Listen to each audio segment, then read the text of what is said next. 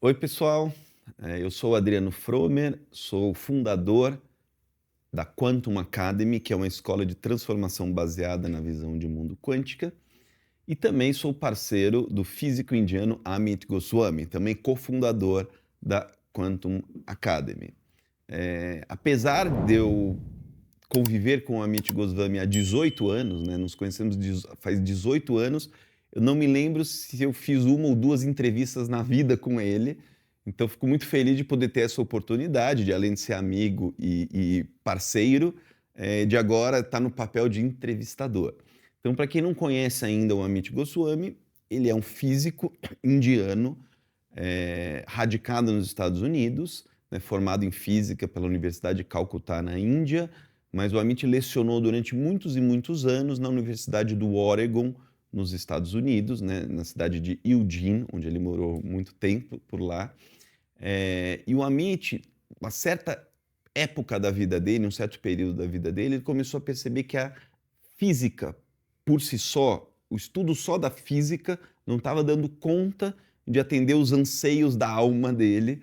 Foi quando ele iniciou o processo de estudar a consciência, ou seja, trazer a física, principalmente a física quântica, para dentro da consciência e utilizar esses conhecimentos da nova física, né, para entender fenômenos da experiência humana, como sentimentos, intuições, experiências espirituais e assim por diante. O Amit escreveu um livro que se tornou mundialmente famoso, chamado O Universo Autoconsciente, e nesse livro ele explora justamente essa união da consciência e da ciência, e aí, depois disso, são histórias. Ele escreveu mais de 25 livros sobre esses temas, vários deles aplicados nas áreas de atuações específicas, certo? Então vamos lá. Hi, Amit. Hi. It's a pleasure to be your interviewer. I just said in Portuguese that we know each other. I don't know how long we've been, but I can remember how many interviews I did with you. So I think since 2007. Since 2007. Wow, it's a long time. Okay, Amit. So first question is not a question, it's to ask you to tell us a little bit about your history from childhood to this point.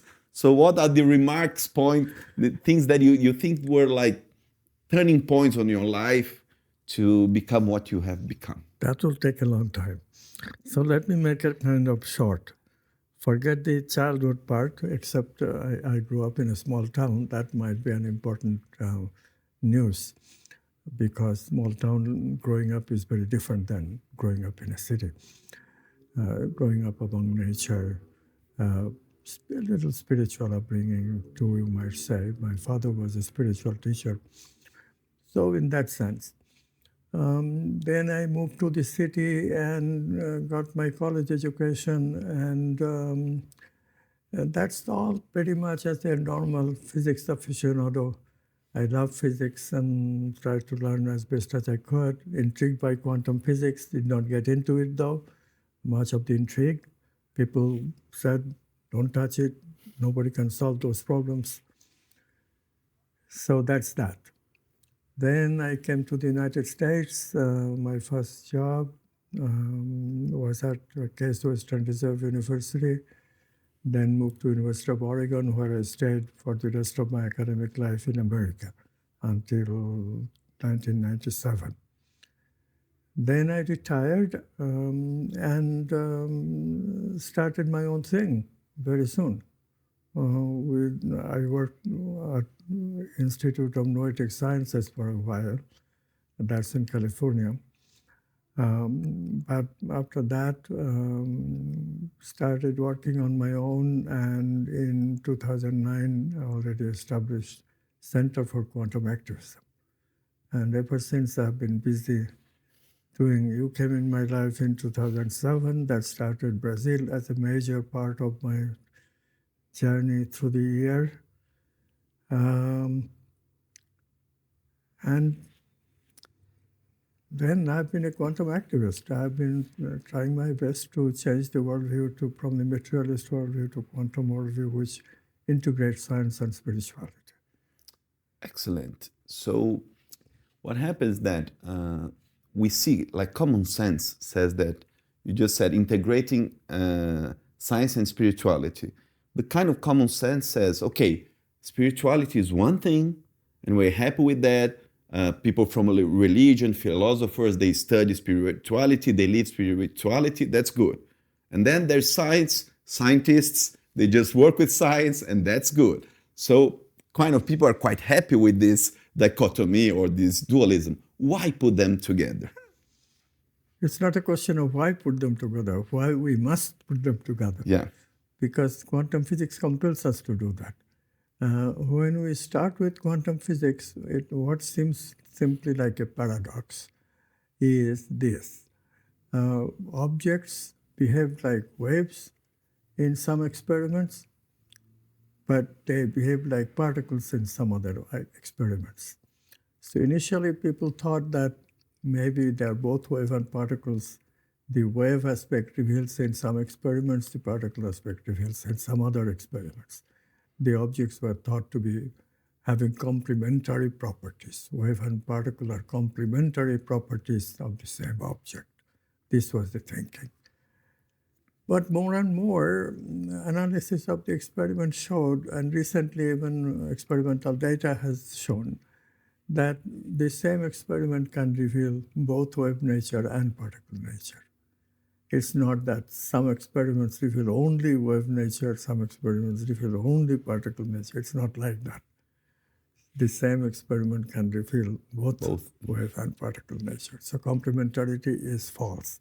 So what is called Copenhagen interpretation, majority of textbooks still published Copenhagen interpretation as the interpretation of quantum physics, and that's simply wrong. So what replaces it? It turns out that there's a very simple answer, but people are reluctant to face it. The mathematics of quantum physics shows very clearly, no ambiguity, that quantum objects are waves, period. They're waves, they're not particles. Only when we measure them, surprisingly, they are not waves anymore. They are only particles. So only waves where? In a domain of potentiality, we must pass it.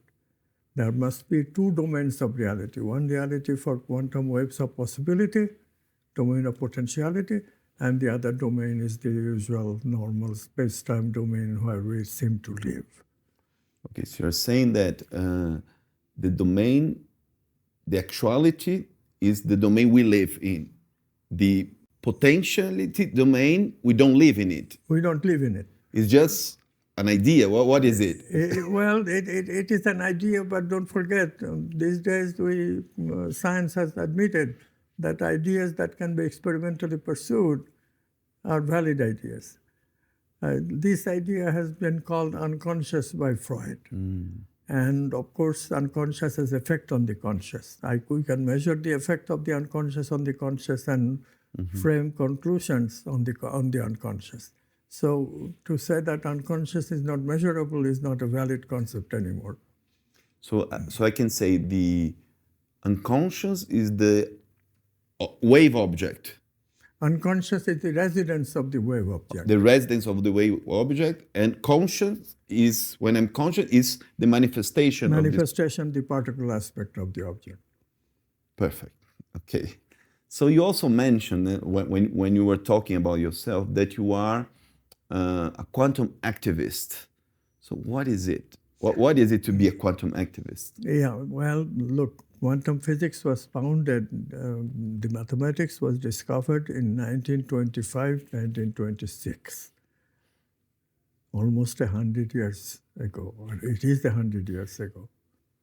So it is a shame that the message of quantum physics, the solution I proposed of quantum physics appeared in a paper in 1989, published as a book, quite popular book actually, Circular Universe, in 1993. And even that is like more than 30 years ago.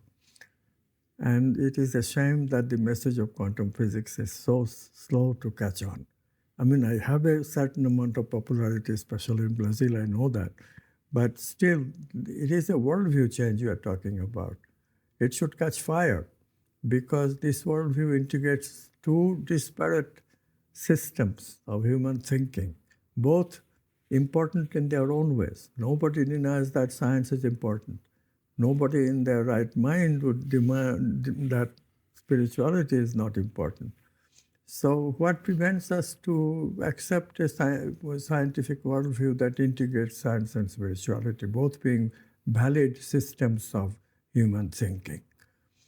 This is my gripe, and this is the reason I work so hard to establish this quantum worldview, so that science and spirituality can be looked upon as one and same thing by people again.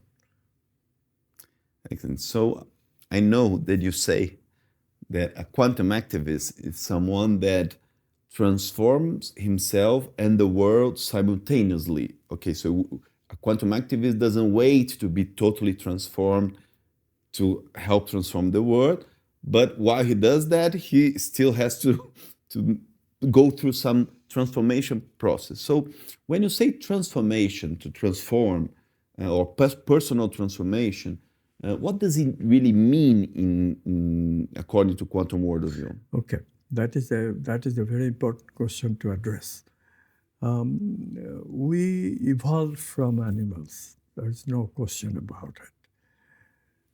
And that evolution has left us with some conditioning that goes very deep. We call them instincts, and that sort of gives you an idea. Instincts are things that crop up without our being aware of it. We cannot control it, in other words. And these animal instincts, among them are extreme me-centeredness. I only know about me, not others. Negative emotional brain circuits, a certain attachment to pleasure. All these three enormously affect our human condition as well. Now, for animals, it worked out fine because they are only interested in survival. They don't have any interest in higher needs, what Abraham Maslow called higher needs. But human beings do have interest in higher needs. And these preoccupations with me-centeredness, negative emotions, and pleasure prevents us from exploring higher needs. What do you mean by higher needs? Higher needs like love, higher needs like exploration of truth, higher needs like being good to people, higher needs like being just. Okay. And you are saying that when we seek pleasure, we forget about seeking those higher needs. Can I say that if we seek pleasure, our tendency is to be less happy? Well, Can I say that? It is a little bit more subtle than that, but still, think about it. I mean, pleasure automatically forces us to objectify the object of pleasure, the person I'm having pleasure with. Of course, I can have pleasure with myself, and that's okay. But often, pleasure involves another companion, and that's where the problem starts, because you objectify the partner of pleasure. And when you objectify a person, the relationship is very, very, very incomplete. And a lot of relationship problems starts. In other words, a relationship is not a relationship at all. It's a relationship with an object, not with a human being. And if you treat a human being as an object, you can feel on the other side and see how it feels. Okay, so talking about relationships, okay, based on your experience, I mean, it doesn't have to be like romantic relationships, but it could be. Okay, you talk about whatever you want. But in your life experience, what does it mean to have a relationship where you don't objectify a person, a truly, how can I say, happy relationship? Actually, to tell you the truth, I have only discovered this new way of relating only for the last 10 years or so. It took me a long time to get the hang of it. Although the idea came to me a long time ago in the 1980s, but how to live a relationship that is truly equalized, equally weighed between the two people is actually very hard. because we have a natural tendency of dominating the other, which makes us hierarchical. All animals live in hierarchy, and that gives you an idea of how compulsory it seems to be. And most human beings, most through our history, have lived hierarchically. So this idea that one can live in tangled hierarchy, equal footing for both people in relationship, is an idea that is purely quantum idea. Why is it important? It's important because it gives us self-identity. If you have a tangled hierarchical relationship with another, you and she, you and he will make a self together. You will not have separate selves anymore. Some of the time when you are in tangled hierarchy, you will have one self. You'll be like one being, one united being. I mean, that's the ideal way of looking at a partnership, isn't it? I'm partnered with someone. I can be separate. I can also be one some of the time. An ideal partnership would be if I'm one some of the time, and some of the time, of course, I'm separate. In practice, what do you mean exactly by this tango hierarchical relationship? What does exactly mean in practical? I'll give you an example from the world of sentences. I am a liar. Look at the sentence. If I'm a liar, I'm telling the truth. If I'm telling the truth, I'm a liar. So sentence goes back and forth. Circular, In a circular sentence. So it's a circular hierarchy. You create me, at the same time I create you. I see. So it's not me dominating you, but we doing it together. Do it together. Okay. And talking about happiness, okay, so how can you define happiness? Should we, and also should we live our life in the search of happiness? Well, once you hear what happiness is according to quantum physics, you sure would like to live your life that way, because it seems natural to do it for a human being who is satisfying his or her higher needs. Higher needs are the crucial. If you recognize that you have higher needs like love, beauty, justice, truth, etc., then you don't even ask questions, because you know that engaging in these things expands your consciousness. What do I mean by that? It means that those things are done with people better than with yourself. Okay. Think about it. You can love yourself, sure, we all do, but love is not fully found, is not fully revealed to us unless we know how to love another, unless we expand ourselves to include another.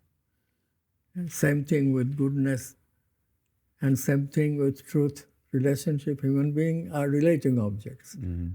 They are not objects like objects, purely objective, independent, and separate. They are relationship, objects of relationship, and that's what makes us subject. So you're saying, my question, is it possible to learn how to love? I mean, Jesus said, love thy enemies. Is it something we can really properly learn how to do it? I have to say that yes, because I have done it, and so I am convinced that everybody can do it. I was a very heavily materialistic person, scientist to the core, and if that person in a 40-year journey through his later life could change himself to be able to love enemy, then I think everybody can. Oh, good news.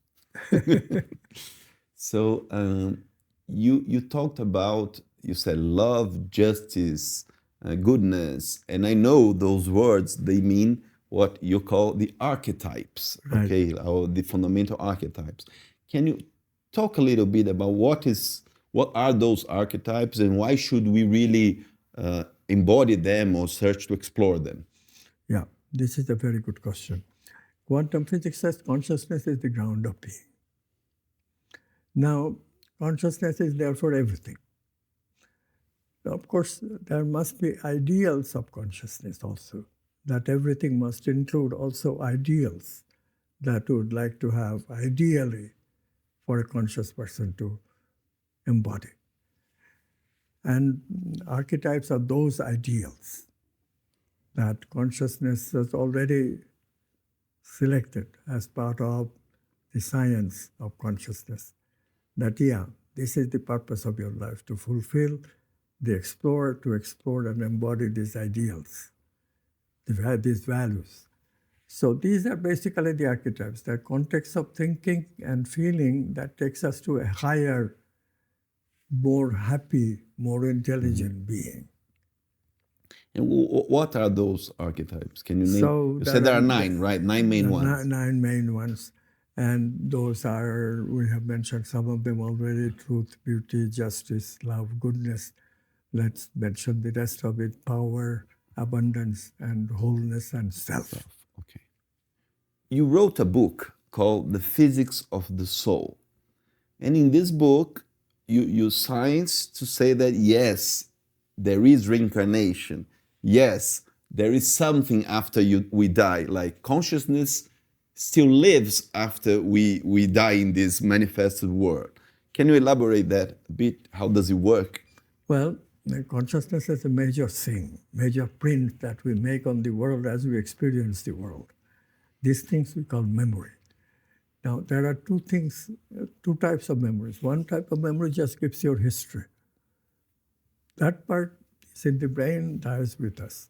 But there you mean like when I was like, if I was an engineer or if I was a musician, or I can't remember, we lose that. Yeah, or even instances like, you are a book publisher, then you became a teacher, lecturer, and also you love guitar on the side. Yeah. So I lose that, I forget that. So that's your history. You love guitar does not tell you anything. You may play guitar, you may not play guitar.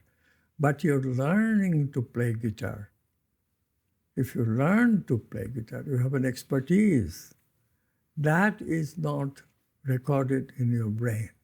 That capacity to learn music, that capacity is non-local memory, memory that resides outside of space and time, memory that can be communicated without exchange of signals, and therefore does not require the physical world. So I was about to ask where those memories reside, but you said it's outside of space and time, so there's nowhere, right? Nowhere. Okay.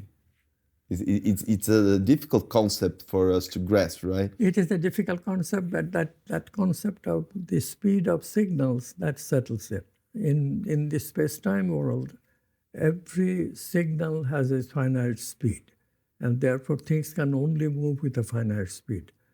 But in this world of non-locality, signals are not required, finite speed requirement is not required, and therefore things can travel instantly from one object to another. So this instant communication make it a kind of a oneness. That world is like a oneness. Nothing else exists except that oneness. So let's summarize, see if I got it. So I have my own life here, and when I die, I was a book publisher, I used to play guitar, and I learned how to communicate quite well, So I die. So I can't remember anything, but my learning capacity of playing guitar, my learning capacity of speak well in public, those kind of things, they remain outside non-locally. Non-locally. And a new life, then a baby is born, and those capacities are manifested in this new baby. Is that right? In the new baby, with the slightest attempt. With the slightest attempt to trigger them. I mean, you still have to present the book to publish, for him to publish. So he has to have the opportunity. The opportunity to manifest, Yeah. Perfect. We see that putting together those science and spiritual concepts is not a very popular thing among scientists, right? So in the academic, you might face a lot of people who are to call this pseudoscience or call you names that don't belong to you. So how can you, what can you say, not to them, of course, but what can you say to people to balance those kind of negative views on quantum science and spirituality? I just appeal to their common sense, A, and B, just be a little bit of a reader. I mean, they should be able to discern, for example, a little bit of experimental data. Like if I say that, look, quantum science, conclusions of quantum science is support about consciousness is supported by experimental data, and recite an experiment, they should be interested and be able to read that experiment and say that, yeah, this cannot be explained by scientific materialism, this can be only explained by the quantum worldview. So this kind of discernment attitude, if people have, and every one of my readers obviously has them because they are reading these books, they are getting it. Otherwise, why would they buy a book? It costs money, you know. So I'm convinced that people can understand why scientific materialism is a failure. And also, as I said, it's common sense. We feel. Now, the epitome of machine aspect of human being is the computer. But can you even imagine that a computer will ever feel something? It's an impossible thing. So this feeling, experience of intuition is another one. These are examples of experiences that machine being cannot have. Material being just cannot have. And these are major aspects of many people's life. Okay, not everybody intuits, but all creative people intuit. You have been creative all your life, and you have been intuitive all your life as well. How can you deny it? So many people relate with me that yes, they can intuit, they can feel, and therefore their common sense tells them that Amit Goswami may not be wrong. Great. So you talk about computers. We are not computers, but we are facing one of the greatest revolution in technology, which is the AI kind of taking over everything. So, of course, people are very worried about losing their jobs, and some people go even further and say, okay, they will replace completely human beings on whatever endeavor human beings are up to do. So, can we say that it would be possible? Can a machine, an AI, replace us, really? From what I have seen of AI so far, and I don't see how to improve on this one. What I have seen of AI so far, AI is very risky to use even for human endeavor. In fact, my experience with AI is that you can use it for only to complement what you can do, save your time, in other words. If you have AI and use your AI to write an essay, for example, for you, you really have to check word for word to see that AI has not made mistakes, because AI is very prone to make mistakes, both on ideas and on grammar. Even grammatical mistakes they make. That's amazing. I was very surprised to find. But ideas certainly, because it mixes up ideas. It does not know how to verify the truth value of an idea. And therefore, the program is just not a substitute for human beings. Human beings have this uncanny ability of intuition, which has truth value. When we intuit something, we know that it is true. So human beings can make statements based on intuition, which will be true. If the computer tries to do this, it will be doing it some completely different algorithm. Mm-hmm. And that different algorithm does not have any place for truth value. So truth is compromised constantly in whatever the computer does, whatever the AI program does. And then it depends on what kind of civilization you want. If you want a civilization that is thriving on disinformation and misinformation, like right now some people are trying to make it so, then of course, that's the way we are going, no question about it. But of course, we are not that, and we are not going to eventually go in that direction. I think truth is a fundamental need for us It's one of those higher needs, and when we get to it, we'll find that if we follow truth, we become happy. If we follow untruth, we become unhappy. And that's the clincher. So, I mean, you, of course, when you put science and spirituality together and acknowledge spirituality as something that we all must seek or live, how do you do that? I mean, what kind of practices, what kind of daily things, behavior, or even meditation, whatever, what do you do to manifest your spirituality? There are two kinds of works. One is the work on your negativity, negative aspects that I already mentioned, me-centeredness, negative emotions, pleasure, information seeking, that's another one. So these are negative aspects of ourselves, and we have to put a check on that, put a control on that.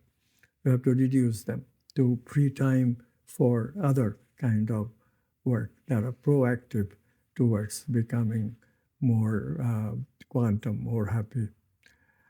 And those are creative, intuitive, feeling-oriented, emotion-oriented. So positive emotions, meditation, slowing down the mind, these are very, very important aspects. Getting into feelings, vital energies, emotions, as I said. Intuition and creativity, archetypes, getting to know the archetypes, getting to explore the archetypes, eventually getting to embody the archetypes. That's when we become truly happy. In other words, focus your attention from survival needs to meaning and purposeful needs. Great. And well, in all those things, what about forgiveness? I mean, because we see a lot of people saying forgiveness practices. So it's a kind of a personal question. You don't have to go into the details, but have you been able in your life to truly forgive someone that hurt you? And is it possible to do so? This is a very difficult question because one doesn't know until one is put in the position. Okay. We can think that, yeah, we have forgiven. I would like to think that I have forgiven my scientist friends for ignoring my thesis. But until you face them, I have faced them only on paper, only on articles. There it's very easy to be magnanimous. But face to face, I really can't say because I have not really had a debate. Long time ago, I did have a debate with a professor at the University of Hawaii. And there I was magnanimous and he was not. It was so obvious that almost unanimously I was declared the winner. But that was a very special case. He was a truly kind of, quote-unquote obnoxious man. So it was easy to be magnanimous to him. Okay. But people who are subtle and obnoxious, well, that's another question entirely. So I have not been tested properly, and nobody is. This question is very hard to answer. We can only suggest that, look, do these things and practice forgiveness. It's a good thing. Whether you have been able to forgive, well, you will know only when time arises, when the test arises. So in your work, you say that there is a purpose on evolution. Okay, or purpose of consciousness, we, like society, species, we all evolve. Okay, there's an evolution going on. But when we see the world exactly how it is today, okay, we are in June 2025, right? So we see the authoritarianism taking place a lot of places. We see war in Europe, war in the coming, things we thought they were like not really going to happen again, and they happen. So how can I see that as as an evolution of consciousness? Is there a way I can see, okay, something better will happen? Yeah. What we are seeing is the tail end of the rational era. The rational mind avoids consciousness. Because rational mind is logical, it does not require choosing. Logic can give you answers. based on past answers. And so rational mind has a great disadvantage. It enables us to do wonderful things as far as rational mind can go. And indeed, computer science is a good example of it, because all you need is rational mind mostly.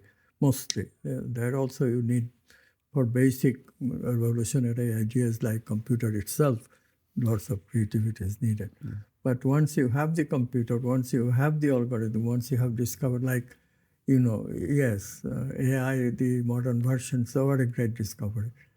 But once you have discovered, now to take it further, it is not that hard. It can be done fairly logically, rational steps.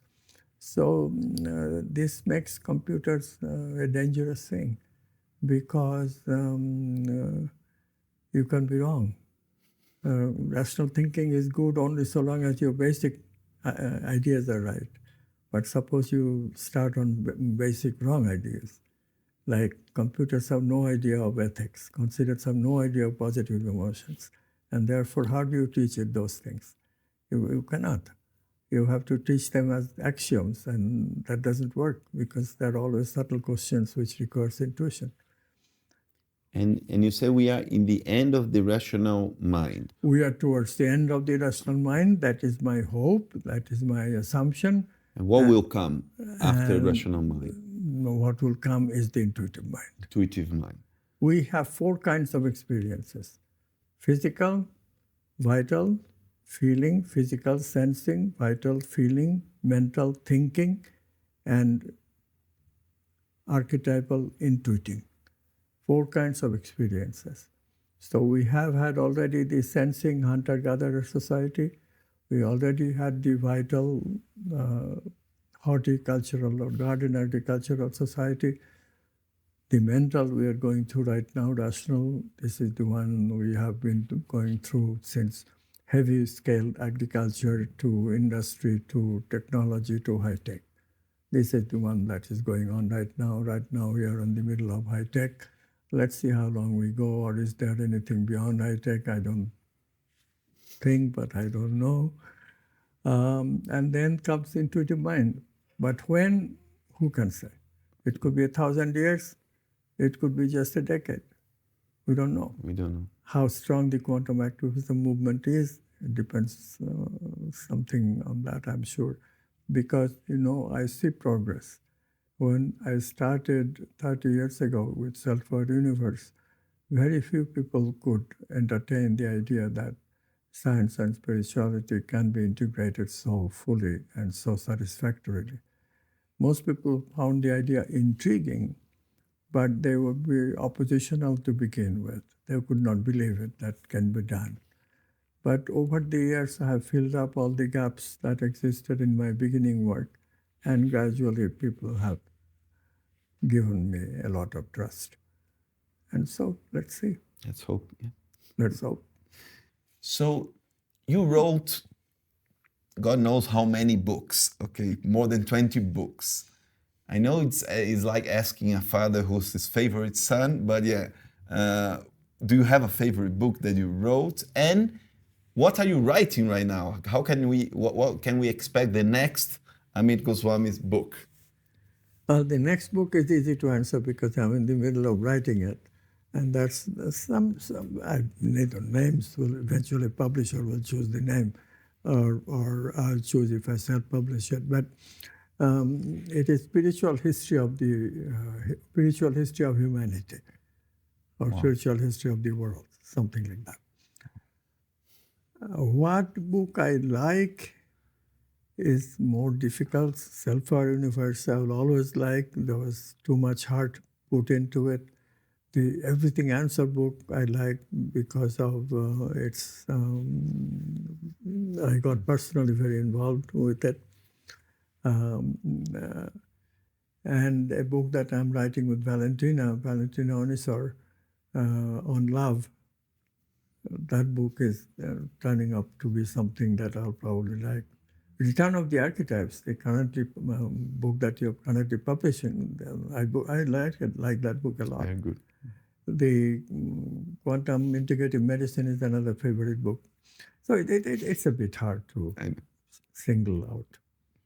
Okay, Amit, let's play a little bit. Let's move out a bit of the serious business. And I want to ask very quick questions for people they can know a little bit about your tastes, your personal tastes. So my God. it's like rapid fire questions, okay? Whatever comes to your mind. So Amit, say a book.